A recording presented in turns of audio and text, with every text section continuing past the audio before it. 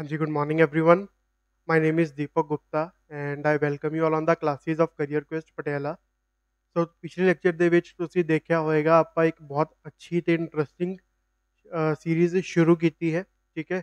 ਤੇ ਕੀ ਡਿਸਕਸ ਕਰ ਰਹੇ ਇਸ ਦੇ ਵਿੱਚ ਆਪਾਂ ਜੋ ਪਿਛਲੇ ਸਾਲ ਦੇ ਵਿੱਚ ਪੇਪਰ ਹੋਏ ਨੇ ਆਪਣੇ PSSB ਦੇ, ਠੀਕ ਹੈ। ਸੋ ਸਭ ਤੋਂ ਪਹਿਲਾਂ ਜਿਹੜਾ ਪੇਪਰ ਆਪਾਂ ਡਿਸਕਸ ਕੀਤਾ ਸੀਗਾ ਉਹ ਕਿਹੜਾ ਪੇਪਰ ਸੀਗਾ? ਤੁਹਾਨੂੰ ਯਾਦ ਹੀ ਹੋਊਗਾ, ਮਾਰਨਿੰਗ ਸ਼ਿਫਟ ਸੀ 2021 ਦਾ ਪੇਪਰ, ਠੀਕ ਹੈ। ਤੇ ਅੱਜ ਜੋ ਆਪਾਂ ਡਿਸਕਸ ਕਰਨ ਲੱਗੇ ਆ ਉਹ ਕਿਹੜਾ ਪੇਪਰ ਹੈ? PSSB ਕਲਰਕ ਦਾ ਐਗਜ਼ਾਮ ਹੀ ਹੈ 2021 ਦਾ, ਲੇਕਿਨ ਇਹ ਸ਼ਿਫਟ ਕਿਹੜੀ ਹੈ? ਈਵਨਿੰਗ ਸ਼ਿਫਟ ਹੈ, ਠੀਕ ਹੈ। ਸੋ ਜ਼ਿਆਦਾ ਟਾਈਮ ਵੇਸਟ ਨਾ ਕਰਦੇ ਹੋਏ ਕੁਐਸਚਨ ਤੋਂ ਹੀ ਸਟਾਰਟ ਕਰਦੇ ਹਾਂ ਆਪਾਂ। ਸੋ ਅੱਜ ਦਾ ਸਭ ਤੋਂ ਪਹਿਲਾ ਕੁਐਸਚਨ ਜਿਹੜਾ ਹੈ ਆਪਣਾ ਪ੍ਰੋਫਿਟ ਐਂਡ ਲਾਸ ਦਾ ਹੈ, ਠੀਕ ਹੈ। If an item is sold for 232 then profit is equal to loss, ठीक है। profit is equal to loss incurred when the same item is sold for 488, ठीक है। what should be the sale price for making 50% profit, ठीक है। ਸੋ 1 minute ਦਾ timer ਹੈ ਤੁਹਾਡੇ ਲਈ, ਜਲਦੀ ਤੋਂ ਕੁਐਸਚਨ ਟਰਾਈ ਕਰੋ, ਨਹੀਂ ਤਾਂ ਫਿਰ ਬਾਅਦ ਦੇ ਵਿੱਚ ਆਪਾਂ ਡਿਸਕਸ ਕਰਦੇ ਹਾਂ। ਚਲੋ ਯਾਰ, ਟਾਈਮ ਸਟਾਰਟਸ ਨਾਓ।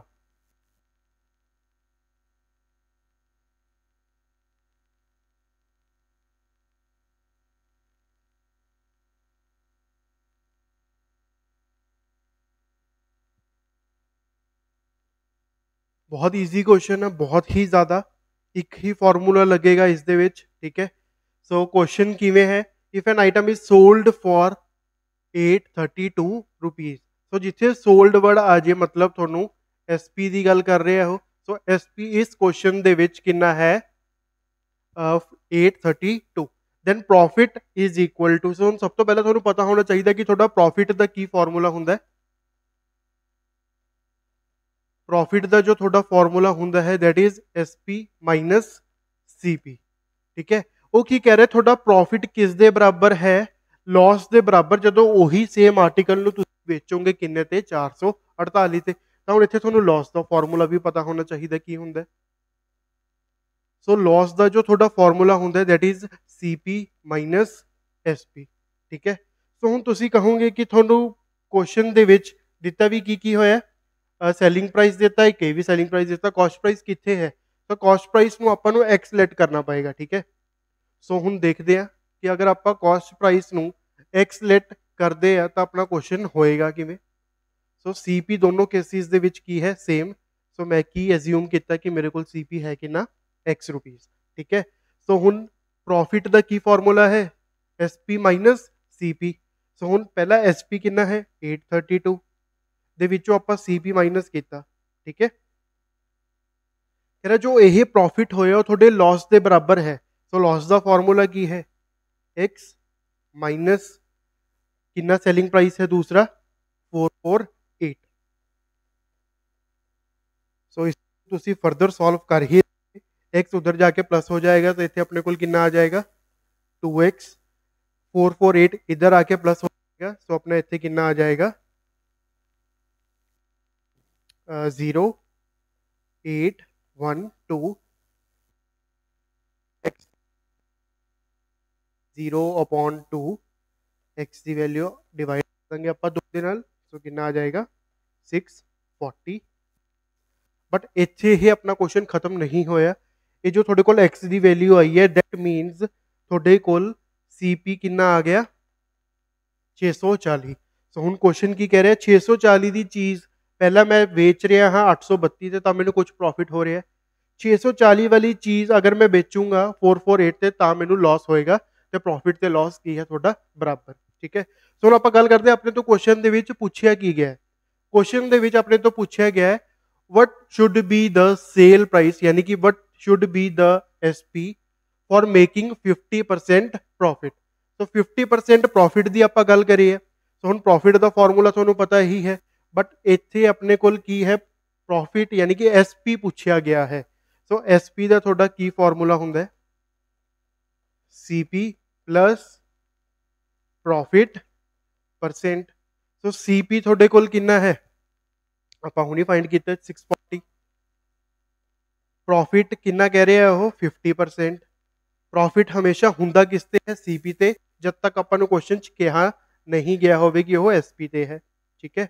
ਸੋ 640 प्लस 50% की वैल्यू कितनी होंगी है 1/2 इंटू 640 640 का हाफ करता कि आ गया 320 सो 640 plus 320 which will give us the answer and your answer is 960 केड़ा ऑप्शन टिक लगावांगे आपां ए सो ए ऑप्शन की है अपना ठीक है बहुत ही अच्छा क्वेश्चन सी ये काफी टिपिकल तो नहीं कह सकते लॉजिकल क्वेश्चन है ठीक है जल्दी नोट करो नेक्स्ट क्वेश्चन वाल मूव करते हैं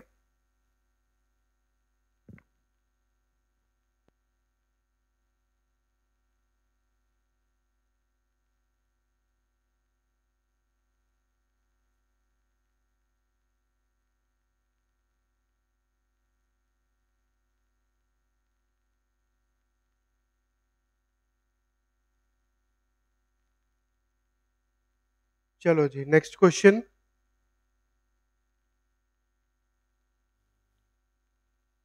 नेक्स्ट क्वेश्चन है बहुत ज़्यादा ईजी है ਸਿੰਪਲੀਫਿਕੇਸ਼ਨ ਦਾ ਹੈ ਠੀਕ ਹੈ ਇਸ ਦੇ ਵਿੱਚ ਕੀ ਕਰਨਾ ਹੁੰਦਾ ਹੈ ਆਪਾਂ ਨੂੰ ਆਪਸ਼ਨਸ ਪਾ ਕੇ ਦੇਖਣਾ ਪਏਗਾ ਕਿ ਆਪਣਾ ਆਨਸਰ ਹੈ ਜੋ ਉਹ 24 ਕਦੋਂ ਬਣੇਗਾ ਠੀਕ ਹੈ ਚਲੋ ਜ਼ਿਆਦਾ ਟਾਈਮ ਵੇਸਟ ਨਾ ਕਰਦੇ ਹੋਏ ਆਪਾਂ ਸਟਾਰਟ ਕਰਦੇ ਹਾਂ ਸੋ ਹੁਣ ਆਪਣੇ ਕੋਲ ਕੁਐਸਚਨ ਕੀ ਹੈ 7 ਠੀਕ ਹੈ ਮੈਂ ਇੱਥੇ ਲਿਖ ਲੈਣਾ ਹਾਂ ਸਾਰਾ 7 4 8 2 which will give us 24 ਸੋ ਇੱਥੇ ਤੱਕ ਕਲੀਅਰ ਹੋ ਗਿਆ ਸੋ ਹੁਣ ਮੈਂ ਕੀ ਕਰਨਾ ਹੈ ਇਸ ਦੇ ਵਿੱਚੋਂ ਕੋਈ ਵੀ ਇੱਕ ਐਸਾ ਆਪਸ਼ਨ ਹੋਏਗਾ ਕਿ ਮੈਂ ਜੋ ਵੈਲਿਊਜ਼ ਇੱਥੇ ਪੁੱਟ ਕਰੂੰਗਾ ਏ ਬੀ ਸੀ ਦੀ ਜਗ੍ਹਾ ਮੇਰੇ ਕੋਲ ਆਨਸਰ ਦੇਗਾ 24 ਸੋ ਹੁਣ ਆਪਾਂ ਪਹਿਲੇ ਆਪਸ਼ਨ ਤੋਂ ਹੀ ਸਟਾਰਟ ਕਰਦੇ ਹਾਂ ਪਹਿਲਾ ਆਪਸ਼ਨ ਆਪਾਂ ਨੂੰ ਕੀ ਸਿਖਾ ਰਿਹਾ ਹੈ ਕਿ a ਦੀ ਵੈਲਿਊ ਕਿੰਨੀ ਹੈ x तो a ਦੀ ਜਗ੍ਹਾ x ਸੌਰੀ ਮਲਟੀਪਲਾਈ तो a ਦੀ ਜਗ੍ਹਾ ਮੈਂ ਕੀ ਕੀਤਾ ਮਲਟੀਪਲਾਈ ਰੱਖਤਾ ਫਿਰ b ਦੀ ਵੈਲਿਊ ਆਪਾਂ ਨੂੰ ਕੀ ਦਿੱਤੀ ਹੋਈ ਹੈ ਮਾਈਨਸ ਤਾਂ ਫਿਰ ਮੈਂ ਇੱਥੇ b ਦੀ ਜਗ੍ਹਾ ਮਾਈਨਸ ਰੱਖਤਾ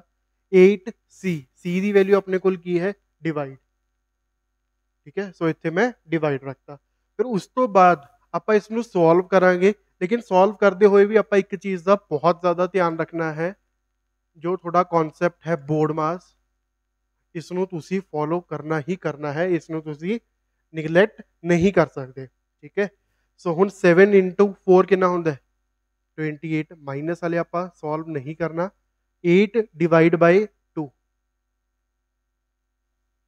कुछ यही बनेगा अपने को है ना तो हम आप देखने क्या अपने को जो यह वाली चीज है 24 देगी तो 28 8 का हाफ कितना होंगे 4 24 ठीक है इतने तक समझ आ गया तो 28 ਦੇ ਵਿੱਚੋਂ अगर आप 4 माइनस करेंगे ऑब्वियसली अपने को कितना आएगा 24 तो ਹੁਣ ਇੱਥੇ अपना की आ गया left hand side is equal to right hand side so केड़ा अपना जो ऑप्शन है सही हो गया पहला ही अगर पहला ऑप्शन अपना नहीं सही होंदा फिर आप बी करते बी भी नहीं सही होंदा फिर आप सी करते सी भी नहीं सही होंदा फिर आप डी करते चारों के विचों एक तो सही होना ही सी ठीक है जी समझ आ गया ये क्वेश्चन भी बहुत ज़्यादा ईजी सीगा हलवा क्वेश्चन इसनूं तुसीं कह सकते हो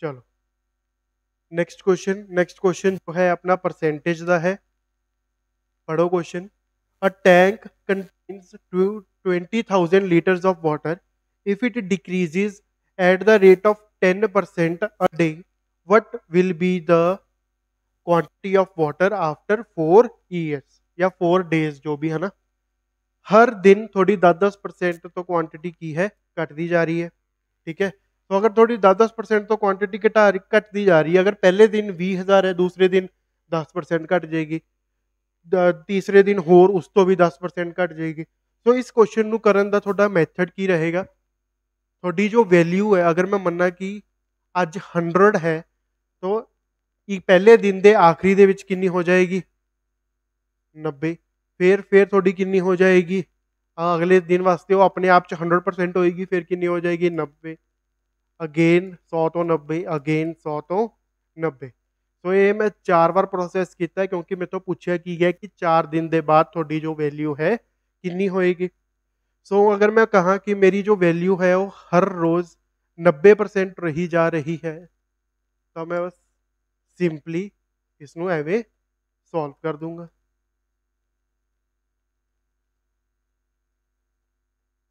ठीक है ਸੋ ਹੁਣ ਇਸ ਨੂੰ ਜਦੋਂ ਤੁਸੀਂ ਸੋਲਵ ਕਰੋਗੇ, ਸਿੰਪਲੀਫਾਈ ਕਰੋਗੇ, ਤੁਹਾਡੇ ਕੋਲ ਜੋ ਆਂਸਰ ਹੈ ਉਹ ਕਿਹੜਾ ਆ ਜਾਏਗਾ? 13122, ਯਾਨੀ ਕਿ 13122। ਠੀਕ ਹੈ ਜੀ। ਮਤਲਬ ਸੋल्यूशन ਤਾਂ आई थिंक ਤੁਸੀਂ ਸਾਰੇ ਕਰ ਹੀ ਲਓਗੇ, ਹੈ ਨਾ, ਮਲਟੀਪਲੀਕੇਸ਼ਨ ਹੀ ਹੈ, ਕੁਝ ਖਾਸ ਨਹੀਂ ਹੈ। ज़्यादा ਆਪਾਂ ਟਾਈਮ ਵੇਸਟ ਇਸ 'ਤੇ ਹੋਰ ਨਹੀਂ ਕਰਦੇ। ਨੈਕਸਟ ਕੁਐਸਚਨ ਤੇ ਮੂਵ ਕਰਦੇ ਹਾਂ। ਜਿਸ ਕਿਸੇ ਨੂੰ ਸਪੀਡ ਤੇਜ਼ ਲੱਗ ਰਹੀ ਹੈ ਉਹ ਵੀਡੀਓ ਨੂੰ ਪਲੀਜ਼ ਦੁਬਾਰਾ ਦੇਖ ਲੇ। ਠੀਕ ਹੈ।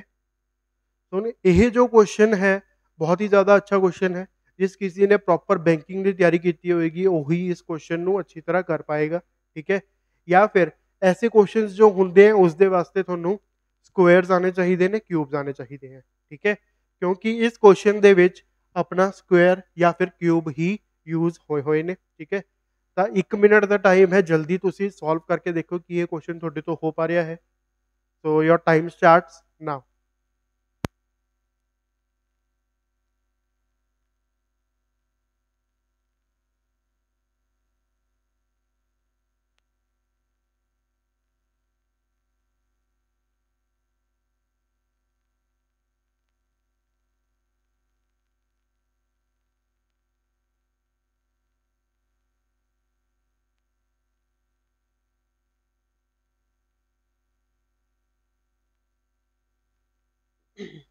ਸੋ ਉਮੀਦ ਹੈ ਸਭ ਦਾ ਆ ਗਿਆ ਹੋਏਗਾ, ਬਟ ਫਿਰ ਵੀ ਜਿਨ੍ਹਾਂ ਦਾ ਨਹੀਂ ਆਇਆ ਉਹ ਪਲੀਜ਼ ਦੇਖੋ ਬੋਰਡ ਤੇ। ਸੋ ਹੁਣ ਇਸ ਕੁਐਸਚਨ ਦੇ ਵਿੱਚ ਕੀ ਹੈ, what will come in case of question mark in the following table. ਯਾਨੀ ਕਿ ਉਹ ਕਹਿ ਰਿਹਾ ਕਿ ਇਸ ਜਗ੍ਹਾ ਤੇ ਦੱਸੋ ਤੁਹਾਡੀ ਜੋ ਵੈਲਿਊ ਹੈ ਉਹ ਕੀ ਆਏਗੀ। ਠੀਕ ਹੈ। ਆਪਸ਼ਨਸ ਵੀ ਦੇਖੋਗੇ, ਪਹਿਲਾ ਆਪਸ਼ਨ 56 ਹੈ, ਦੂਸਰਾ 66, ਤੀਸਰਾ 70 ਤੇ ਚੌਥਾ 76। ਸੋ ਤੁਹਾਡਾ ਕਿਹੜਾ ਆਪਸ਼ਨ ਆਇਆ ਹੈ ਕਮੈਂਟ ਦੇ ਵਿੱਚ ਦੱਸੋ ਆਪਣਾ ਕੀ ਆਂਸਰ ਆਇਆ ਹੈ ਤੁਹਾਡਾ ਫੋਰਥ ਕੁਐਸਚਨ ਦਾ। ਠੀਕ ਹੈ। ਸੋ ਅਗਰ ਹੁਣ ਮੈਂ ਇਸ ਨੂੰ ਸੋਲਵ ਕਰਨਾ ਚਾਹਾਂ ਤਾਂ ਦੇਖੂੰਗਾ, ਕਿਵੇਂ ਦੇਖੂੰਗਾ? ਦੇਖੋ 4 ਦਾ ਤੁਹਾਡਾ ਸਕੁਏਅਰ ਕਿੰਨਾ ਹੁੰਦਾ ਹੈ? 16। 5 ਦਾ ਸਕੁਏਅਰ ਤੁਹਾਡਾ ਕਿੰਨਾ ਹੁੰਦਾ ਹੈ? 25। ਸੌਰੀ 25 ਆਏਗਾ। ਠੀਕ ਹੈ। ਇੱਥੇ 25 ਦਾ ਸਕੁਏਅਰ ਨਹੀਂ ਆਏਗਾ। ਫਿਰ ਉਸ ਤੋਂ ਬਾਅਦ ਅਗਰ ਮੈਂ ਗੱਲ ਕਰਾਂ, ਮੇਰੇ ਕੋਲ 6 ਦਾ ਸਕੁਏਅਰ ਕਿੰਨਾ ਹੁੰਦਾ? 36। ਠੀਕ ਹੈ। तो अगर 6 ਦਾ ਸਕੁਏਅਰ 36 ਹੈ, 4 ਦਾ ਸਕੁਏਅਰ 16 ਹੈ, 5 ਦਾ ਸਕੁਏਅਰ 25 ਹੈ, ਤਾਂ ਤੁਹਾਨੂੰ ਇੱਥੋਂ ਹੀ ਗੈਸ ਲੱਗ ਜਾਣਾ ਚਾਹੀਦਾ ਹੈ ਕਿ ਜੋ ਪਹਿਲੀ ਲਾਈਨ ਹੈ ਇਸ ਦੇ ਵਿੱਚ ਤੁਹਾਡਾ ਕੀ ਹੋ ਰਿਹਾ ਹੈ? 4 ਦਾ ਸਕੁਏਅਰ ਹੈ। ਠੀਕ ਹੈ। 4 ਦਾ ਸਕੁਏਅਰ ਤੋਂ ਬਾਅਦ ਉਸ ਦੇ ਵਿੱਚ ਤੁਸੀਂ +2 ਕੀਤਾ ਹੈ। ਠੀਕ ਹੈ।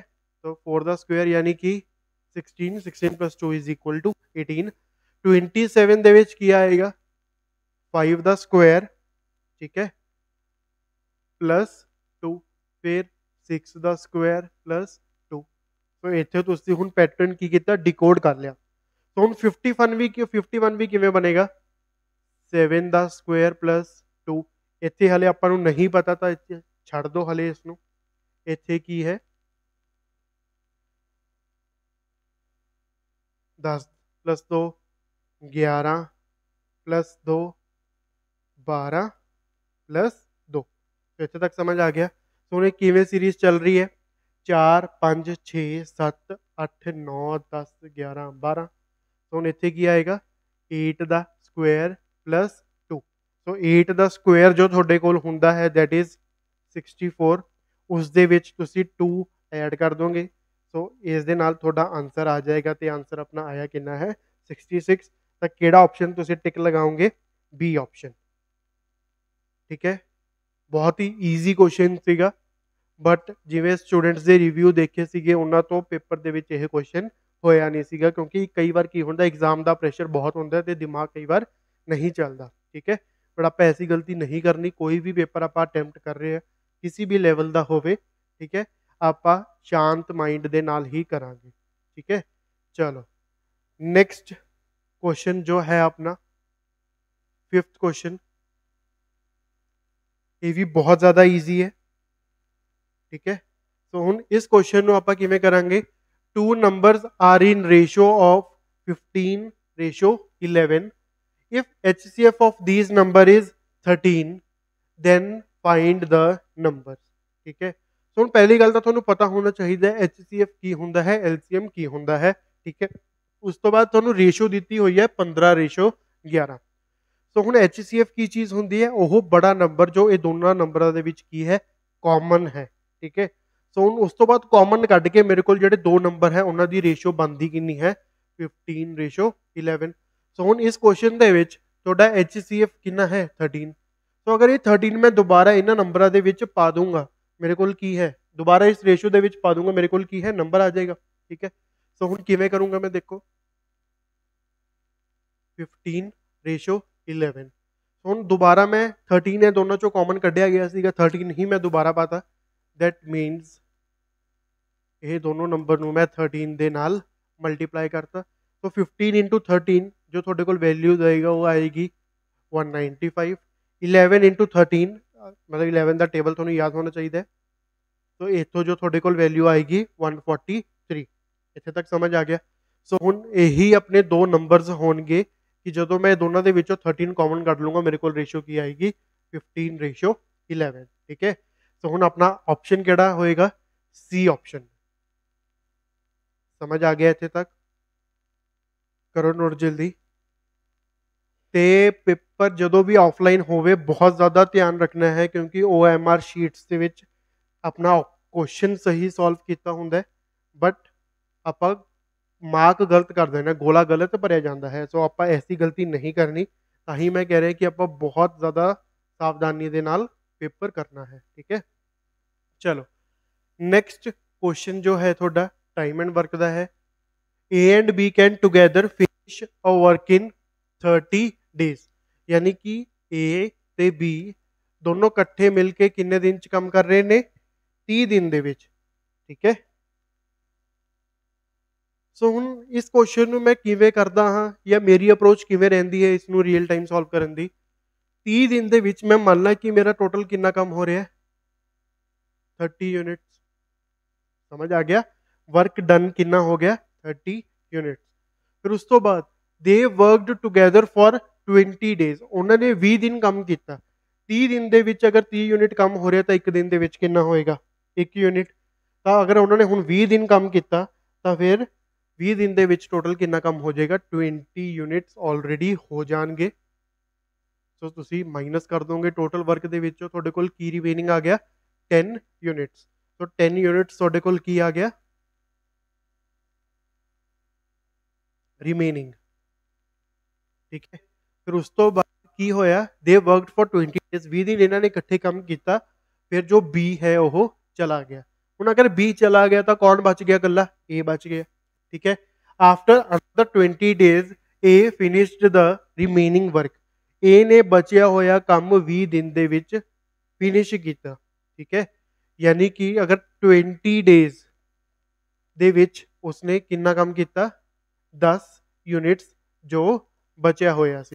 ਠੀਕ ਹੈ, ਫਿਰ in how many days A alone can finish the work. ਕਹਿੰਦਾ ਦੱਸੋ ਅਗਰ 10 ਯੂਨਿਟ ਨੂੰ A ਨੂੰ 20 ਦਿਨ ਲੱਗ ਰਹੇ ਹੈ ਤਾਂ ਸਾਰੇ ਦਾ ਸਾਰਾ ਕੰਮ ਅਗਰ ਕੱਲਾ A ਕਰੇਗਾ, ਸਾਰਾ ਕੰਮ ਹੈਗਾ ਕਿੰਨਾ ਸੀਗਾ? 30 ਯੂਨਿਟਸ। ਤਾਂ 10 ਯੂਨਿਟਸ ਦੀ ਵੈਲਿਊ 20 ਯੂਨਿਟ। 1 ਯੂਨਿਟ ਦੀ ਵੈਲਿਊ ਕਿੰਨੀ ਆ ਗਈ? 2 ਡੇਜ਼। ਸੋ ਅਗਰ ਸਾਰੇ ਦਾ ਸਾਰਾ ਕੰਮ ਯਾਨੀ ਕਿ 30 ਯੂਨਿਟਸ ਕਰੇਗਾ ਤਾਂ ਤੁਹਾਡਾ ਆਨਸਰ ਜੋ ਹੈ ਕਿੰਨਾ ਆ ਜਾਏਗਾ? 60 ਦਿਨ। ਠੀਕ ਹੈ, ਸੋ 60 ਡੇਜ਼ ਆਪਣਾ ਕਿਸ ਆਪਸ਼ਨ ਦੇ ਵਿੱਚ ਹੈ? D option. So D option ਤੁਹਾਡਾ ਆਨਸਰ ਹੋ ਜਾਏਗਾ। ਠੀਕ ਹੈ, ਬਹੁਤ ਹੀ ਈਜ਼ੀ ਕੁਐਸਚਨ ਹੈ, ਈਜ਼ੀ ਵੀ ਹੈ ਤੇ ਡੂਏਬਲ ਵੀ ਹੈ। ਠੀਕ ਹੈ, ਤੇ ਜ਼ਿਆਦਾ ਟਾਈਮ ਵੀ ਨਹੀਂ ਲੱਗਿਆ। ਠੀਕ ਹੈ, 1 ਮਿੰਟ ਤੋਂ ਵੀ ਆਈ ਥਿੰਕ ਘੱਟ ਦਾ ਟਾਈਮ ਲੱਗਿਆ ਹੈ ਤੇ ਪੰਜਾਬ ਦੇ ਪੇਪਰਾਂ ਦੇ ਵਿੱਚ ਟਾਈਮ ਬਹੁਤ ਜ਼ਿਆਦਾ ਹੁੰਦਾ ਹੈ ਅਗਰ ਤੁਹਾਡੀ ਮੈਥ ਰੀਜ਼ਨਿੰਗ ਦੀ ਕਾਫੀ ਜ਼ਿਆਦਾ ਪ੍ਰੈਕਟਿਸ ਹੈ ਤਾਂ। ਠੀਕ ਹੈ, ਚਲੋ ਜੀ next question.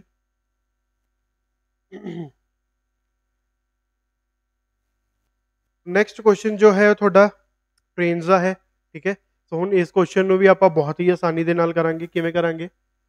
A 50 meters long train passes a platform of 100 meter long in 10 seconds। Question ਕੀ ਕਹਿ ਰਿਹਾ ਹੈ? 50 ਮੀਟਰ ਦੀ ਇੱਕ ਲੰਬੀ ਟ੍ਰੇਨ ਹੈ। ਠੀਕ ਹੈ, ਪਲੇਟਫਾਰਮ ਨੂੰ ਪਾਸ ਕਰ ਰਹੀ ਹੈ। ਪਲੇਟਫਾਰਮ ਦੀ ਲੈਂਥ ਕਿੰਨੀ ਹੈ? 100 ਮੀਟਰ ਲੌਂਗ। ਠੀਕ ਹੈ, ਤੇ 10 ਸੈਕਿੰਡ ਦੇ ਵਿੱਚ ਪਾਸ ਕਰ ਰਹੀ ਹੈ। ਠੀਕ ਹੈ, then the speed of the train is, ਆਪਾਂ ਸਪੀਡ ਦੱਸਣੀ ਹੈ ਟ੍ਰੇਨ ਦੀ, ਤੇ ਸਪੀਡ ਵੀ ਆਪਾਂ ਕਿਸ ਦੇ ਵਿੱਚ ਦੱਸਣੀ ਹੈ? ਕਿਲੋਮੀਟਰ ਪਰ ਆਰ ਦੇ ਵਿੱਚ। ਠੀਕ ਹੈ, ਸੋ ਹੁਣ ਇੱਥੇ ਤੁਹਾਡਾ ਇੱਕ ਫਾਰਮੂਲਾ ਯੂਜ਼ ਹੋਏਗਾ, ਤੇ ਫਾਰਮੂਲਾ ਤੁਹਾਨੂੰ ਸਭ ਨੂੰ ਆਉਣਾ ਚਾਹੀਦਾ ਹੈ। ਤਾਂ ਆਪਾਂ ਸਪੀਡ ਫਾਈਂਡ ਕਰ ਰਹੇ ਹਾਂ, ਤਾਂ ਤੁਹਾਡਾ ਸਪੀਡ ਦਾ ਕੀ ਫਾਰਮੂਲਾ ਹੁੰਦਾ ਹੈ? Distance upon time. ਠੀਕ ਹੈ, ਸੋ ਟ੍ਰੇਨਸ ਦੇ ਵਿੱਚ ਜੋ ਤੁਹਾਡਾ ਡਿਸਟੈਂਸ ਹੁੰਦਾ ਉਹ ਕੀ ਹੁੰਦਾ ਹੈ? Length of a train, length of a platform, ਠੀਕ ਹੈ, ਜਾਂ length of the another train, ਉਹ ਦੋਨਾਂ ਨੂੰ ਜੋੜ ਕੇ ਤੁਹਾਡੀ ਕੀ ਬਣਦੀ ਹੈ? ਲੈਂਥ ਬਣਦੀ ਹੈ। ਸੋ ਹੁਣ ਇਸ ਕੁਐਸਚਨ ਦੇ ਵਿੱਚ ਜੋ ਤੁਹਾਡੀ ਟ੍ਰੇਨ ਦੀ ਲੈਂਥ ਹੈ ਦੈਟ ਇਜ਼ 50 ਮੀਟਰ, ਜੋ ਤੁਹਾਡੀ ਪਲੇਟਫਾਰਮ ਦੀ ਲੈਂਥ ਹੈ ਦੈਟ ਇਜ਼ 100 ਮੀਟਰ। ਸੋ ਅਗਰ ਹੁਣ ਮੈਨੂੰ ਡਿਸਟੈਂਸ ਚਾਹੀਦਾ ਹੈ, ਸੋ ਡਿਸਟੈਂਸ ਕੀ ਹੋਏਗਾ? ਇਹ ਦੋਨਾਂ ਦਾ ਪਲੱਸ। ਸੋ ਡਿਸਟੈਂਸ ਤੁਹਾਡਾ ਕਿੰਨਾ ਆ ਜਾਏਗਾ? 150 ਮੀਟਰ। ਇੱਥੇ ਤੱਕ ਸਮਝ ਆ ਗਿਆ? ਸੋ ਹੁਣ ਡਿਸਟੈਂਸ ਆ ਗਿਆ ਤੁਹਾਡੇ ਕੋਲ, ਟਾਈਮ ਤੁਹਾਡੇ ਕੋਲ ਕੁਐਸਚਨ ਦੇ ਵਿੱਚ ਗਿਵਨ ਹੈ। ਸੋ ਇੱਥੇ ਤੁਹਾਨੂੰ ਕੀ ਪਤਾ ਚੱਲਿਆ? ਜੋ ਤੁਹਾਡੀ ਸਪੀਡ ਹੈ ਕਿੰਨੀ ਆ ਗਈ? 15 ਮੀਟਰ ਪਰ ਸੈਕਿੰਡ। ਸਮਝ ਆ ਗਿਆ ਇੱਥੇ ਤੱਕ? ਠੀਕ ਹੈ, ਬਟ ਆਪਸ਼ਨ ਦੇ ਵਿੱਚ ਤਾਂ ਹੈ ਹੀ ਨਹੀਂ। ਕਿਉਂ ਨਹੀਂ ਹੈ? ਕਿਉਂਕਿ ਆਪਣੇ ਕੋਲ ਕੁਐਸਚਨ ਦੇ ਵਿੱਚ ਕਿਲੋਮੀਟਰ ਪਰ ਆਰ ਦੇ ਵਿੱਚ ਪੁੱਛਿਆ ਗਿਆ ਹੈ।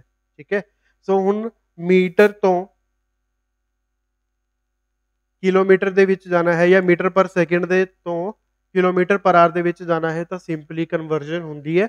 ਤੇ ਕਨਵਰਜਨ ਕੀ ਹੈ? ਸਿੱਧਾ ਤੁਸੀਂ ਮਲਟੀਪਲਾਈ ਕਰ ਦੋਗੇ 18/5 ਦੇ ਨਾਲ। ਠੀਕ ਹੈ, ਸੋ ਜਦੋਂ ਹੀ ਮੈਂ 15 ਨੂੰ 18/5 ਦੇ ਨਾਲ ਮਲਟੀਪਲਾਈ ਕੀਤਾ, ਮੇਰੇ ਕੋਲ ਜੋ ਸਪੀਡ ਦੀ ਵੈਲਿਊ ਹੈ ਉਹ ਕਿਲੋਮੀਟਰ ਪਰ ਆਰ ਦੇ ਵਿੱਚ ਚੇਂਜ ਹੋ ਜਾਏਗੀ। ਤਾਂ ਫਿਰ ਮੇਰੇ ਕੋਲ ਇੱਥੇ ਕੀ ਬਚ ਗਿਆ? 3 × 18। ਇਸ ਨੂੰ ਫਰਦਰ ਜਦੋਂ ਮੈਂ ਸੋਲਵ ਕੀਤਾ, ਮੇਰੇ ਕੋਲ ਵੈਲਿਊ ਕਿੰਨੀ ਆ ਗਈ? 54 ਕਿਲੋਮੀਟਰ ਪਰ ਆਰ। ਠੀਕ ਹੈ, ਸੋ ਇਸ ਆਪਸ਼ਨ ਦੇ ਵਿੱਚ ਹੈ ਏ ਆਪਸ਼ਨ। ਤਾਂ ਇਸ ਕੁਐਸਚਨ ਦਾ ਵੀ ਆਪਣਾ ਆंसर है ए ऑप्शन हो जाएगा। ठीक है, नोट करो जल्दी, मैं साइड हो जाना, जल्दी नोट करो।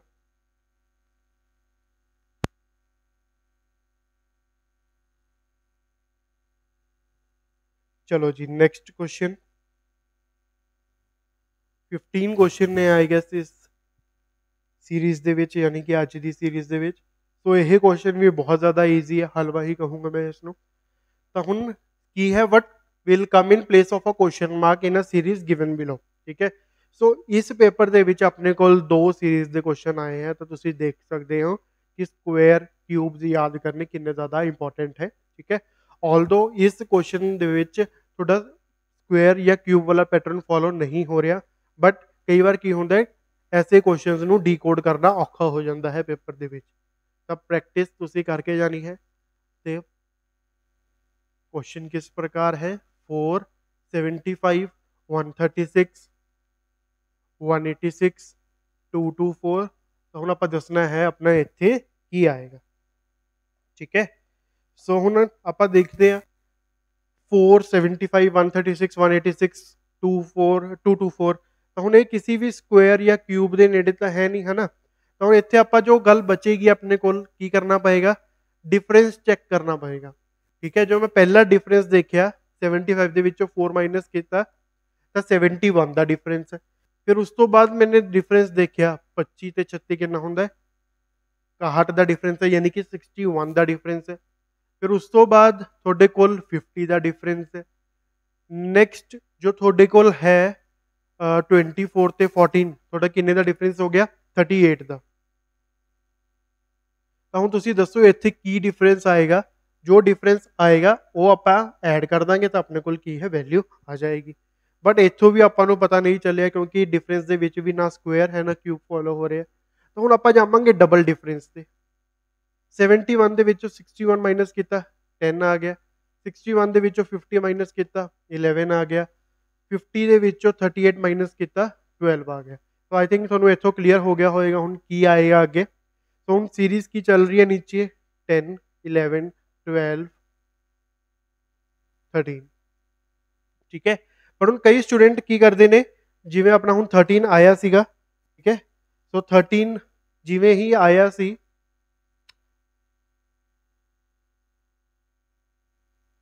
ਸੌਰੀ, ਠੀਕ ਹੈ 13 ਆ ਗਿਆ ਸੀਗਾ। ਸੋ ਹੁਣ 38 ਦੇ ਵਿੱਚੋਂ ਆਪਾਂ ਨੂੰ ਕੀ ਕਰਨਾ ਪਏਗਾ? 13 ਮਾਈਨਸ ਕਰਨਾ ਪਏਗਾ। ਠੀਕ ਹੈ, ਕਈ ਸਟੂਡੈਂਟ ਕੀ ਕਰਨਗੇ? ਪਲੱਸ ਕਰ ਦੇਣਗੇ, ਬਟ ਨਹੀਂ, ਤੁਸੀਂ ਇੱਥੋਂ ਕੀ ਕਰੋਗੇ? ਵੈਲਿਊਜ਼ ਦੇਖੋਗੇ। ਠੀਕ ਹੈ, ਕਿ ਵੈਲਿਊਜ਼ ਘਟਦੀ ਜਾ ਰਹੀ ਹੈ ਜਾਂ ਵਧੀ ਹੈ। ਅਗਰ ਘਟਦੀ ਜਾ ਰਹੀ ਹੈ ਤਾਂ ਘਟਾਵਾਂਗੇ, ਵੱਧਦੀ ਜਾ ਰਹੀ ਹੈ ਤਾਂ ਵਧਾਵਾਂਗੇ। ਹੁਣ ਵੈਲਿਊਜ਼ ਕੀ ਹੈ 71 61 50 38 ਘਟਦੀ ਜਾ ਰਹੀ ਹੈ ਤਾਂ ਆਪਾਂ ਹੁਣ 38 ਦੇ ਵਿੱਚੋਂ 13 ਮਾਈਨਸ ਕਰਾਂਗੇ ਤਾਂ ਕਿੰਨਾ ਆ ਜਾਏਗਾ 25। ਬਟ ਹੁਣ ਉੱਪਰ ਇਹ 25 ਆਪਾਂ ਨੂੰ ਐਡ ਕਰਨਾ ਪਏਗਾ, ਕਿਉਂ? ਕਿਉਂਕਿ ਉੱਪਰ ਵਾਲੀ ਜੋ ਵੈਲਿਊਜ਼ ਹੈ ਇਹ ਇੰਕਰੀਜ਼ਿੰਗ ਆਰਡਰ ਦੇ ਵਿੱਚ ਚੱਲ ਰਹੀ ਹੈ। ਸੋ 2 to 4 ਦੇ ਵਿੱਚ ਅਗਰ ਮੈਂ 25 ਐਡ ਕਰੂੰਗਾ ਤਾਂ ਮੇਰੇ ਕੋਲ ਆਂਸਰ ਕਿੰਨਾ ਆ ਜਾਏਗਾ 249। ਠੀਕ ਹੈ, ਸੋ ਉਮੀਦ ਕਰਦਾ ਸਭ ਨੂੰ ਕੁਐਸਚਨ ਸਮਝ ਆ ਗਿਆ ਹੋਵੇਗਾ। ਠੀਕ ਹੈ, ਸੋ ਹੁਣ ਪੇਪਰ ਦੇ ਵਿੱਚ ਤੁਸੀਂ ਇਸ ਕੁਐਸਚਨ ਦੇ ਵਿੱਚ ਟਾਈਮ ਕਿਵੇਂ ਬਚਾ ਸਕਦੇ ਹੋ? ਮੈਂ ਕੀ ਕੀਤਾ ਹੈ, ਇਸ ਕੁਐਸਚਨ ਨੂੰ ਸੋਲਵ ਕਰਨ ਲੱਗੇ ਜਾਂ ਤੁਹਾਨੂੰ ਸਮਝਾਉਣ ਲੱਗੇ ਇਹ ਜੋ ਵੈਲਿਊਜ਼ ਹੈ, ਜੋ ਕੁਐਸਚਨ ਹੈ ਇਸ ਨੂੰ ਦੁਬਾਰਾ ਲਿਖਿਆ ਹੈ, ਤਾਂ ਤੁਸੀਂ ਦੇ ਵਿੱਚ ਇਹ ਗਲਤੀ ਨਹੀਂ ਕਰਨੀ। ਤੁਸੀਂ ਸਿੱਧਾ ਹੀ डिफरेंस लिखोगे, डबल डिफरेंस लिखोगे या फिर जी भी ट्रिक फॉलो हो रही है उसमें लिखोगे। ठीक है, तो क्वेश्चन नहीं लिखना, it is a totally wastage of time. तो एवं ही आप 5-5 सेकेंड करके अपने काफ़ी क्वेश्चन के विचों बचा लेंगे तो यही अपने को की है 2-3 नंबर एक्स्ट्रा गेन करवा के ही जाएगा आखिरी दे विच। ठीक है, चलो नैक्सट क्वेश्चन। तो हुण अगर मैं गल करा इस दे विच ऑप्शन, तो ऑप्शन तुसीं जो टिक लगाओगे दैट इज सी ऑप्शन। ठीक है, चलो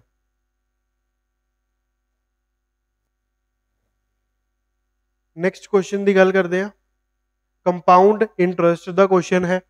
So if the amounts for a fixed principal after 3 and 2 years at a certain rate of compound interest are in ratio 21 and 20, what will be the rate of interest? ठीक है, तो हो ਜਾਂਦਾ ਹੈ ਕਈ।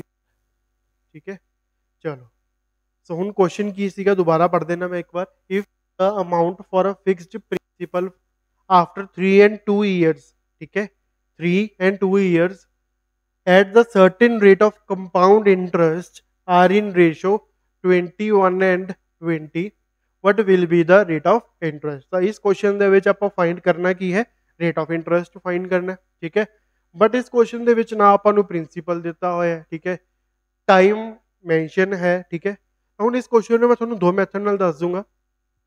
ਪਹਿਲਾਂ ਆਪਾਂ ਬਿਲਕੁਲ ਬੇਸਿਕ ਮੈਥਡ ਨਾਲ ਚੱਲਦੇ ਹਾਂ। ਸੋ ਹੁਣ ਅਗਰ ਬੇਸਿਕ ਮੈਥਡ ਨਾਲ ਮੈਂ ਗੱਲ ਕਰਾਂ, मेरे को वैल्यू की है पहला टाइम 3 फिर 2, 3 साल का मेरा जो इंटरस्ट आ जाएगा 21 आ जाएगा, इतने कितना आ जाएगा if the amounts for a fixed principal है ना, अमाउंट दी रेशो है ये। ठीक है, 21 ਤੇ 20। तो इस क्वेश्चन ਨੂੰ मैं किवें करूँगा? ਫਾਰਮੂਲਾ ਤੁਹਾਡੇ ਕੋਲ ਅਮਾਉਂਟ ਦਾ ਕੀ ਹੁੰਦਾ? P1 plus R upon 100 ਦੀ ਪਾਵਰ 3। 3 ਕਿਉਂ ਕੀਤਾ ਅੱਗੇ ਜਾ ਕੇ ਦੱਸਦਾ ਮੈਂ, ਕਿਉਂਕਿ ਟਾਈਮ ਆਪਾਂ ਨੂੰ ਕੁਐਸਚਨ ਦੇ ਵਿੱਚ ਕਿੰਨਾ ਦਿੱਤਾ ਹੋਇਆ 3 ਤੇ 2।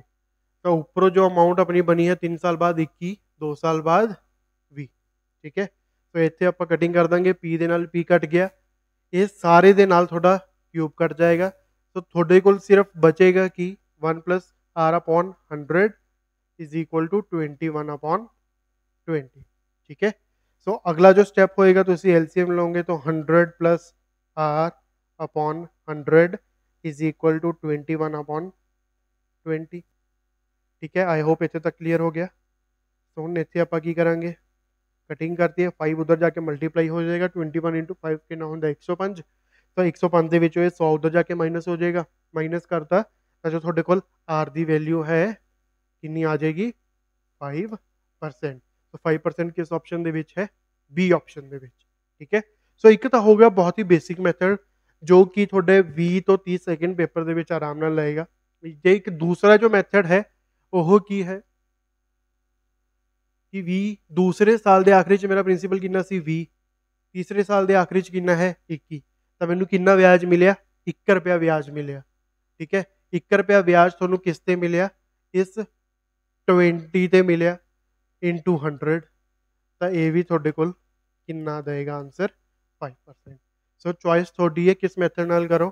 ਆਲਦੋ ਮੈਂ ਆਫਲਾਈਨ ਬੈਚਿਸ ਦੇ ਵਿੱਚ ਵੀ ਕਹਿੰਦਾ ਰਹਿਣਾ ਹੈ ਕਿ ਤੁਸੀਂ ਬਿਲਕੁਲ ਬੇਸਿਕ ਮੈਥਡ ਹੀ ਯੂਜ਼ ਕਰਨਾ ਹੈ ਤਾਂ ਕਿ ਕੱਲ ਅਗਰ ਪੇਪਰ ਦੇ ਵਿੱਚ ਜਾ ਕੇ ਕੁਐਸਚਨ ਔਖਾ ਵੀ ਆ ਜਾਏ ਤਾਂ ਬੇਸਿਕ ਮੈਥਡ ਦੇ ਨਾਲ ਐਟਲੀਸਟ ਨਿਕਲ ਜਾਏਗਾ। ਠੀਕ ਹੈ, ਚਲੋ ਨੈਕਸਟ ਕੁਐਸਚਨ।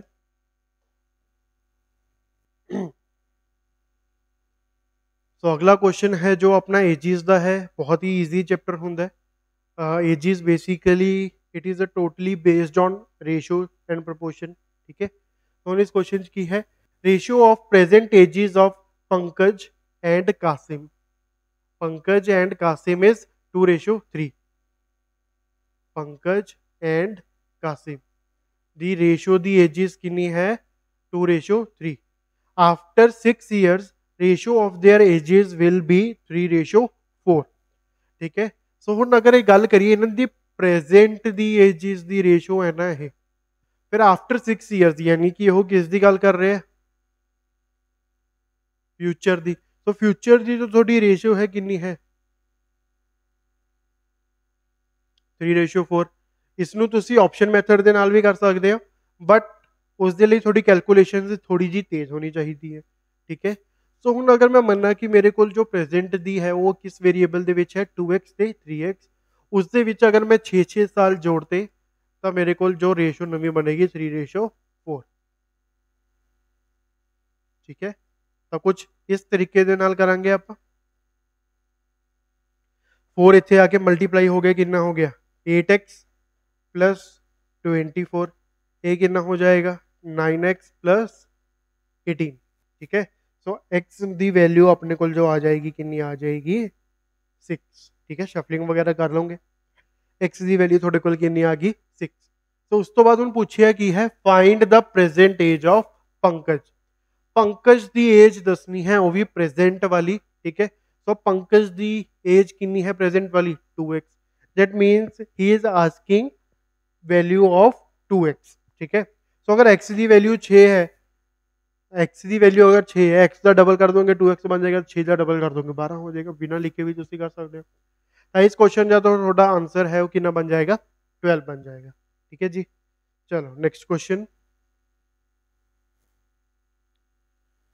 चलो मुझे यही क्वेश्चन है थोड़ा जा टिपिकल कह सकते हैं, या जिस दी कैलकुलेशन तेज होएगी तुसी वही कर पाओगे सिर्फ। ठीक है, चलो इस क्वेश्चन दी की है do the question number 11 to 13, यानी कि 3 क्वेश्चन दी गल कर रहे हैं। The following table shows the sale of batteries sold by a company over the years.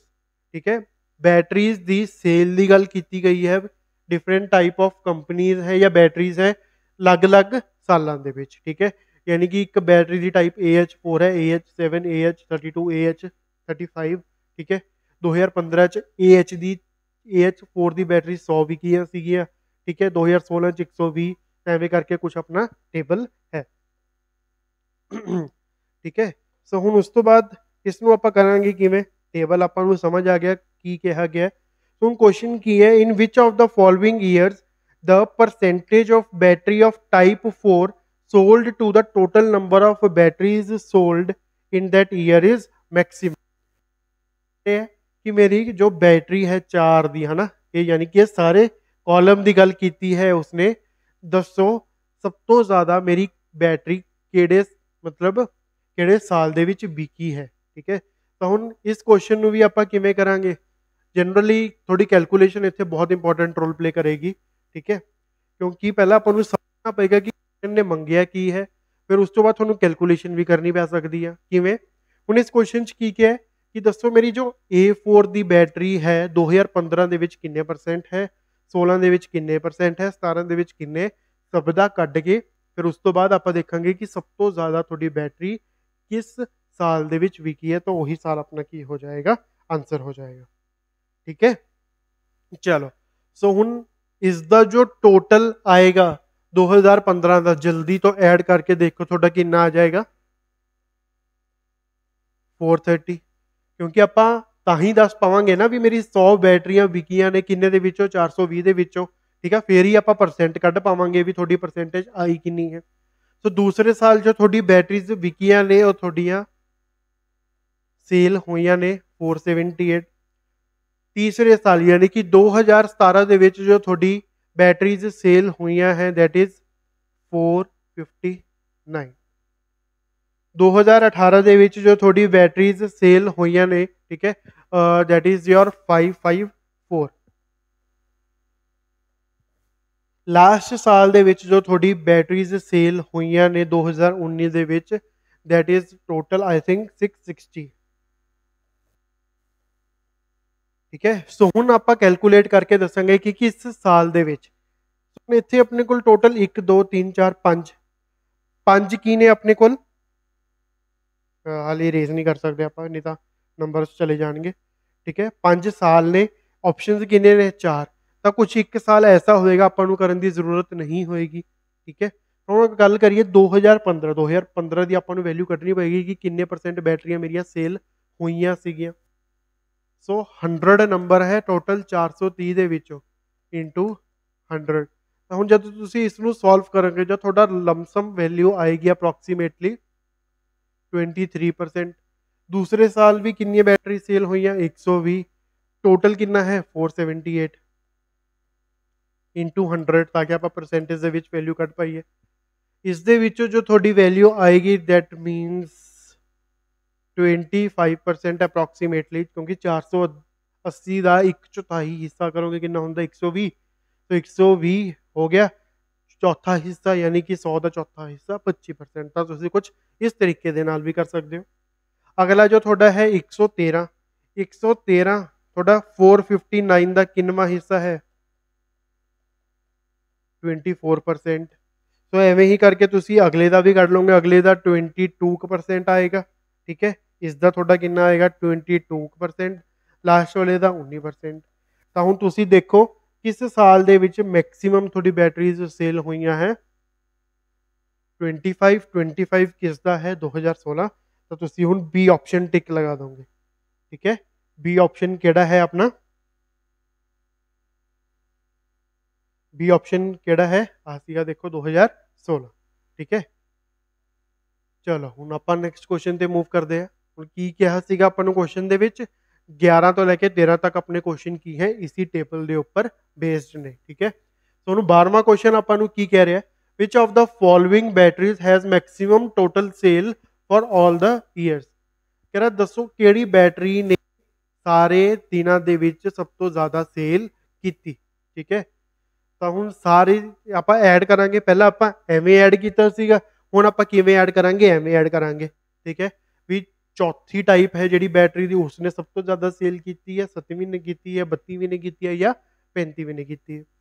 ਤਾਂ ਹੁਣ ਇਸ ਨੂੰ ਜਦੋਂ ਮੈਂ ਸੋਲਵ ਕਰੂੰਗਾ ਜਾਂ ਜਦੋਂ ਮੈਂ ਐਡ ਕਰੂੰਗਾ ਮੇਰੇ ਕੋਲ ਜੋ ਵੈਲਿਊ ਬਣ ਜਾਏਗੀ 585, ਇੱਥੇ ਕੀ ਹੈ ਥੋੜਾ 5 ਹੈ, ਉਸ ਤੋਂ ਬਾਅਦ ਜੋ ਇੱਥੇ ਜੋ ਤੁਹਾਡਾ ਬਣੇਗਾ ਦੈਟ ਇਜ਼ 160 270 420 ਦੈਟ ਇਜ਼ 554। ਠੀਕ ਹੈ, ਪਹਿਲੀ ਬੈਟਰੀ ਦੀ ਤੁਹਾਡੀ 585 ਬੈਟਰੀਆਂ ਵਿਕੀਆਂ, ਫਿਰ 554 ਵਿਕੀਆਂ, ਅਗਲੇ ਦੇ ਵਿੱਚ 751 ਵਿਕੀਆਂ, ਤੇ ਉਸ ਤੋਂ ਬਾਅਦ ਫਿਰ ਜੋ ਤੁਹਾਡੀ ਬੈਟਰੀਜ਼ ਵਿਕਣਗੀਆਂ ਦੈਟ ਇਜ਼ 621। ਹੁਣ ਕਿਸ ਸਾਲ ਦੇ ਵਿੱਚ ਸਭ ਤੋਂ ਜ਼ਿਆਦਾ ਬੈਟਰੀਜ਼ ਸੇਲ ਹੋਈਆਂ ਨੇ, ਜਾਂ ਸਾਲ ਨਹੀਂ ਸੌਰੀ ਸਭ ਤੋਂ ਜ਼ਿਆਦਾ ਬੈਟਰੀ ਕਿਸ ਟਾਈਪ ਦੀਆਂ ਸੇਲ ਹੋਈਆਂ ਨੇ, ਤਾਂ AH32। ਹੁਣ ਆਪਾਂ ਆਪਸ਼ਨ ਦੇ ਵਿੱਚ ਦੇਖਾਂਗੇ AH32 ਆਪਣਾ ਹੈ ਕਿੱਥੇ ਹੈ। ਸੋ AH32 ਤੁਹਾਡਾ A ਸੀ, C ਆਪਸ਼ਨ ਤੁਹਾਡਾ ਆਂਸਰ ਹੋ ਜਾਏਗਾ। तो third last question of this lecture. ठीक है, चलो what is the percentage of increase in sale of battery of 35Ah in 2019 as compare to that of 2015। ਉਹ ਕੀ ਕਹਿ ਰਿਹਾ ਕਿ 2019 ਦੇ ਵਿੱਚ ਮੇਰੀ ਪਰਸੈਂਟੇਜ ਕਿੰਨੀ ਵੱਧ ਗਈ 35 ਟਾਈਪ ਦੀ ਬੈਟਰੀ ਦੀ 2015 ਦੇ ਮੁਕਾਬਲੇ। ਠੀਕ ਹੈ, ਤਾਂ ਹੁਣ 2015 ਦੇ ਵਿੱਚ 35 ਟਾਈਪ ਦੀ ਮੇਰੀ ਟੋਟਲ ਕਿੰਨੀ ਬੈਟਰੀਜ਼ ਵਿਕੀਆਂ ਸੀ 150। 2019 ਦੇ ਵਿੱਚ ਮੇਰੀ 35 ਟਾਈਪ ਬੈਟਰੀਜ਼ ਕਿੰਨੀ ਵਿਕੀਆਂ ਨੇ 180। ਤਾਂ ਕਿੰਨੀ ਇੰਕਰੀਜ਼ ਹੋ ਗਈ 30। ਕਿਸ ਤੋਂ ਇੰਕਰੀਜ਼ ਹੋਇਆ ਹੈ 150 ਤੋਂ, ਪਰਸੈਂਟੇਜ ਦੇ ਵਿੱਚ ਵੈਲਿਊ ਦੱਸਣੀ ਹੈ ਇਨਟੂ 100। ਸੋ ਕਿੰਨਾ ਆਨਸਰ ਆ ਗਿਆ 20%। ਸੋ ਹੁਣ ਆਪਾਂ ਦੇਖਦੇ ਆਪਣਾ ਕਿਹੜੇ ਆਪਸ਼ਨ ਦੇ ਵਿੱਚ 20% ਆਨਸਰ ਹੈ, ਸੀ ਆਪਸ਼ਨ। ठीक है, सॉरी अगला क्वेश्चन। अगला क्वेश्चन की है the ratio of the number of boys and girls in a college is 7:8। If the percentage increase in the number of boys and girls be 20% and 10% respectively, what will be the new ratio. ਨਵੀਂ ratio ਕੀ ਹੋਏਗੀ? ਜੋ ਅਗਰ ਮੇਰੇ ਕੋਲ ਪਹਿਲਾ ratio ਹੈ 7 ਤੇ 8, ਉਸ ਦੇ ਵਿੱਚ ਆਪਾਂ ਕੁਝ ਪਰਸੈਂਟ ਇੰਕਰੀਜ਼ ਕਰਤਾ ਤਾਂ ਮੇਰੀ ਨਵੀਂ ਰੇਸ਼ੋ ਕਿੰਨੀ ਹੋਏਗੀ? ਹੁਣ ਇਸ ਕੁਐਸਚਨ ਨੂੰ ਕੀ ਹੈ, ਰੇਸ਼ੋ ਕਿੰਨੀ ਦਿੱਤੀ ਆਪਣੇ ਕੋਲ? 7 ਤੇ 8। ਹੁਣ ਤੁਹਾਨੂੰ ਇਹ ਚੀਜ਼ ਪਤਾ ਹੋਣੀ ਚਾਹੀਦੀ ਹੈ ਕਿ ਰੇਸ਼ੋ ਹੁੰਦੀ ਹੈ ਬਿਲਕੁਲ ਲੋਐਸਟ ਟਰਮ ਹੁੰਦੀ ਹੈ, ਠੀਕ ਹੈ। ਹੁਣ ਅਗਰ ਮੈਂ ਇਸ ਨੂੰ 10 ਨਾਲ ਮਲਟੀਪਲਾਈ ਕਰੂੰਗਾ ਤਾਂ ਮੈਨੂੰ ਦੂਸਰੇ ਨੂੰ ਵੀ 10 ਨਾਲ ਮਲਟੀਪਲਾਈ ਕਰਨਾ ਪਏਗਾ, ਬਟ ਦੁਬਾਰਾ ਕਟਿੰਗ ਕਰਕੇ ਮੇਰੇ ਕੋਲ ਵੈਲਿਊ ਕਿੰਨੀ ਆਏਗੀ? 7:8 ਹੀ ਆਏਗੀ। 10 ਨਾਲ ਕਰ ਲਓ, 2 ਨਾਲ ਕਰ ਲਓ, 100 ਨਾਲ ਕਰ ਲਓ, ਕਿਸੇ ਨਾਲ ਵੀ ਕਰ ਸਕਦੇ ਹੋ। ਮੈਂ ਇੱਥੇ 10 ਦੇ ਨਾਲ ਮਲਟੀਪਲਾਈ ਕਰ ਰਿਹਾ ਤਾਂ ਮੇਰੇ ਕੋਲ ਜੋ ਕਿੰਨਾ ਆ ਜਾਏਗਾ? 70 80, ਠੀਕ ਹੈ। 70 ਤੇ ਕਿੰਨਾ ਆ ਗਿਆ? ਸੌਰੀ,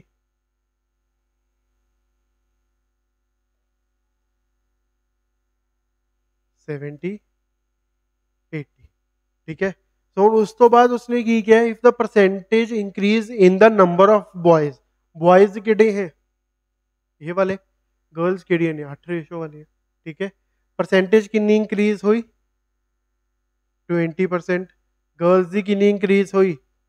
10%। ਤਾਂ ਜੋ 70 ਦਾ 20% ਯਾਨੀ ਕਿ 70 ਦਾ ਪੰਜਵਾਂ ਹਿੱਸਾ ਕਿੰਨਾ ਹੋਗਾ? 14 ਇੰਕਰੀਜ਼ ਹੋਇਆ ਤਾਂ 14 ਐਡ ਕਰ ਦਿਓ ਇਸ ਦੇ ਵਿੱਚ, 84, ਠੀਕ ਹੈ। 80 ਦਾ 10% ਕਿੰਨਾ ਹੋ ਗਿਆ? 8, ਤਾਂ 8 ਐਡ ਕਰ ਦਿਓ, ਇਸ ਦੀ ਰੇਸ਼ੋ ਜੋ ਤੁਹਾਡੀ ਹੈ ਕਿੰਨੀ ਆ ਜਾਏਗੀ? 88। 4 ਦੇ ਟੇਬਲ ਤੇ ਕਟਿੰਗ ਹੋ ਜਾਏਗੀ, ਠੀਕ ਹੈ।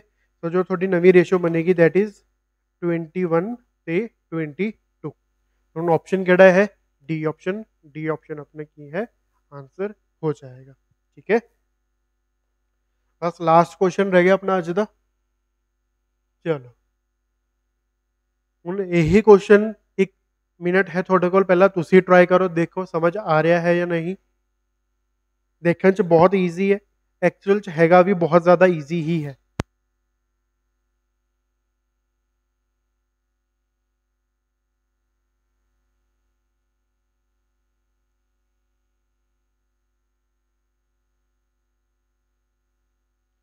Kamala could not decide between discount of 35% or two successive discount of 30% and 5%, ठीक है। Both given on shopping price of 5,000. What is the difference between both the discounts? ਤਾਂ ਹੁਣ ਅਲੱਗ-ਅਲੱਗ ਕੱਢਣਾ ਪਏਗਾ, ਠੀਕ ਹੈ। ਸੋ ਹੁਣ ਡਿਸਕਾਊਂਟ ਆਪਾਂ ਨੂੰ ਕਿਸ ਤੇ ਮਿਲਦਾ ਹੈ? ਹਮੇਸ਼ਾ ਮਾਰਕ ਪ੍ਰਾਈਸ ਤੇ। ਬਟ ਇੱਕ ਚੀਜ਼ ਦਾ ਤੁਸੀਂ ਖਾਸ ਧਿਆਨ ਰੱਖਣਾ, ਅਗਰ ਤੁਸੀਂ ਨਾਰਮਲ ਡੇਜ਼ ਦੇ ਵਿੱਚ ਸ਼ਾਪਿੰਗ ਕਰਨ ਜਾਂਦੇ ਹੋ ਨਾ ਕਿਸੇ ਵੀ ਮਾਲ ਜਾਂ ਕੰਪਲੈਕਸ ਦੇ ਵਿੱਚ, ਠੀਕ ਹੈ, ਉੱਥੇ ਕੀ ਲਿਖਿਆ ਹੁੰਦਾ ਹੈ ਕਿ ਤੁਹਾਨੂੰ 50 ਦੇ 50 ਪਲੱਸ 10% ਡਿਸਕਾਊਂਟ। ਤਾਂ ਉਹ 10 ਪਲੱਸ 50 60% ਡਿਸਕਾਊਂਟ ਨਹੀਂ ਹੁੰਦਾ, ਉਹ ਐਕਚੁਅਲੀ ਦੁਕਾਨਦਾਰ ਤੁਹਾਡੇ ਦਿਮਾਗ ਦੇ ਨਾਲ ਖੇਲ ਰਿਹਾ ਹੁੰਦਾ, ਠੀਕ ਹੈ। ਹੁਣ ਕਿਵੇਂ ਖੇਲਦਾ ਹੈ ਆਪਾਂ ਇਸ ਕੁਐਸਚਨ ਦੇ ਵਿੱਚ ਦੇਖਦੇ ਹਾਂ, ਠੀਕ ਹੈ। ਚਲੋ ਹੁਣ ਇਸ ਕੁਐਸਚਨ ਦੇ ਵਿੱਚ ਕੀ ਕਿਹਾ? ਮੇਰੇ ਕੋਲ ਕੁਝ ਮਾਰਕ ਪ੍ਰਾਈਸ ਹੈ ਕਿੰਨਾ? 5000। ਕਹਿੰਦਾ ਹੁਣ ਮੈਨੂੰ ਡਿਸਾਈਡ ਕਰਨਾ ਹੈ ਕਿ ਮੈਂ 30% ਵਾਲਾ ਡਿਸਕਾਊਂਟ ਲਊਂਗਾ ਤੇ 5% ਵਾਲਾ ਲਊਂਗਾ ਜਾਂ ਫਿਰ ਇਕੱਠਾ ਹੀ 35% ਵਾਲਾ ਲਊਂਗਾ। ਕਹਿੰਦਾ ਅਗਰ ਚਲੋ ਮੈਂ ਅਲੱਗ-ਅਲੱਗ ਦੋਨੋਂ ਡਿਸਕਾਊਂਟ ਲੈ ਵੀ ਲਏ ਤਾਂ ਮੇਰਾ ਜੋ ਡਿਫਰੈਂਸ ਹੈ ਉਹ ਕਿੰਨੇ ਰੁਪਏ ਦਾ ਆਏਗਾ, ਠੀਕ ਹੈ। ਹੁਣ ਅਗਰ ਮੈਂ ਪਹਿਲਾਂ 35% ਦਾ ਡਿਸਕਾਊਂਟ ਲਊਂਗਾ ਤਾਂ ਹੁਣ 5000 ਦੇ ਵਿੱਚ ਤੁਸੀਂ 35% ਆਫ 5000 ਮਾਈਨਸ ਕਰੋਗੇ, ਠੀਕ ਹੈ। ਤਾਂ ਹੁਣ ਇਸ ਨੂੰ ਤੁਸੀਂ ਸੋਲਵ ਕਰੋ। 7/20 ਇੰਟੂ